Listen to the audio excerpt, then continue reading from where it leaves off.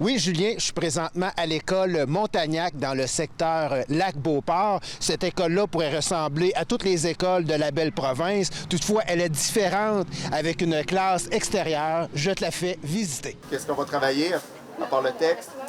Madame Primo, de voir le Pic-Bois inauguré aujourd'hui, je pense que ça représente un sentiment de fierté pour vous, là.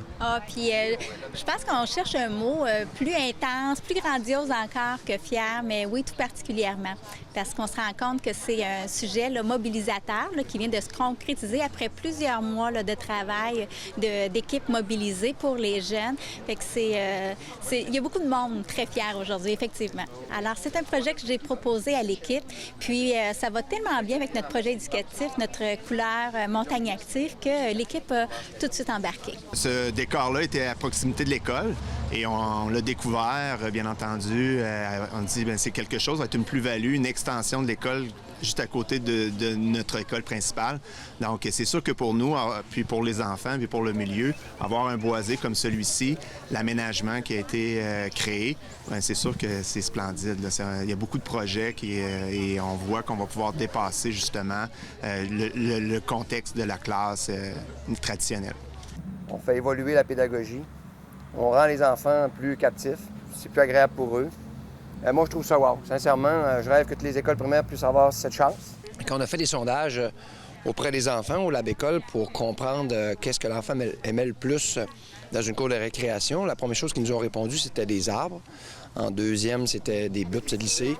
En troisième, c'était des bancs pour s'asseoir, puis des échelles pour grimper. Donc ici, on a tout ce qu'il faut. Donc, ils vont vraiment chercher les éléments principaux qui font qu'un enfant aime l'école. Et là, on peut donner la pédagogie à travers ça. Il y a déjà des enseignants qui ont déjà beaucoup d'idées. Ma pédagogie, au lieu d'être dans 4 murs, je m'en viens dans un environnement, justement, où on respire.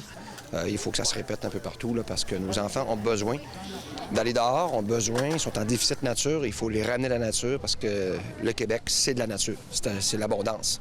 Donc, je suis très content pour les enfants. Je crois que ça peut raccrocher les jeunes énormément parce que avec les quelques années d'expérience que j'ai eu la chance de vivre énormément de projets qui n'étaient pas toujours dans la classe. Et c'est là qu'on voit le plein potentiel de tous nos jeunes. Autant qu'une classe peut être pas toujours adaptée pour un jeune, et le jeune a du potentiel, bien moi, j'y crois fermement que ces jeunes-là, on va peut-être les raccrocher. Et je crois même que les enfants qui ont des fois des difficultés au niveau de la concentration, bien, ils vont créer leur propre bulle. J'aime ça, le bruit de la nature, beaucoup. Alors moi, je trouve que ça peut beaucoup nous détendre quand on écoute puis on travaille. Pour moi, ici, on est un peu à l'école du futur. C'est pas vrai qu'on peut tout apprendre, qu'on peut se développer entièrement assis entre 4 murs de l'école. Ça prend une meilleure perméabilité entre l'intérieur et l'extérieur, ce qui est aussi la vision du Lab École. On le sait, nos enfants sont à déficit nature. Et on le sait, quand ils sont assis dans une classe, ça passe moins bien. Donc, amenez-les à l'extérieur. Tantôt, j'ai vu une mésange qui était à côté de nous. Donc, c'est sûr que les mésanges c'est plus facile pour aller les observer. Ce matin, j'ai parti un projet sur les oiseaux, de venir observer les oiseaux l'hiver et tout ça. Donc, c'est sûr que c'est un environnement 4 saisons. C'est ce qui est primordial pour nous. On ne veut pas que ce soit juste quelques mois à l'automne, quelques mois au printemps.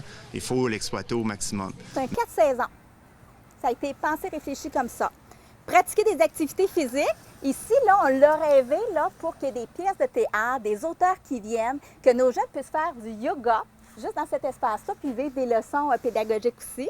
Je suis convaincu qu'il y a des jeunes qui sont tannés d'être assis sur une chaise, des fois. Bien là, regarde, ils vont être debout, ils vont vivre pleinement l'activité. Oui, j'y crois énormément. Je pense que les jeunes vont avoir un sourire des fois pour venir à l'école. Est-ce que vous allez être un peu déçus quand vous allez avoir vos cours à l'intérieur, comme vous avez goûté à l'extérieur, là? Bien non, parce qu'on va pouvoir toujours avoir la chance de revivre cette expérience. L'extérieur, c'est le prolongement de l'école. Puis c'est de l'espace. L'espace dans une école, ça coûte très, très cher. Mais à l'extérieur, finalement, elle est très abordable. Et quand on pose la question aux enfants, on leur pose des questions, nous, au lab. Quel endroit que vous aimez le plus à l'école? Ils nous répondent dehors. Donc, les enfants aiment plus l'extérieur. Donc, on construit des belles écoles, mais ils aiment même encore plus être à l'extérieur. Donc, 350 000 investis à l'extérieur pour livrer de la pédagogie. Ici, c'est un aubaine. Ça devrait être répété partout au Québec. Il y a des idées par rapport à ce qu'on pourrait faire. Charlie?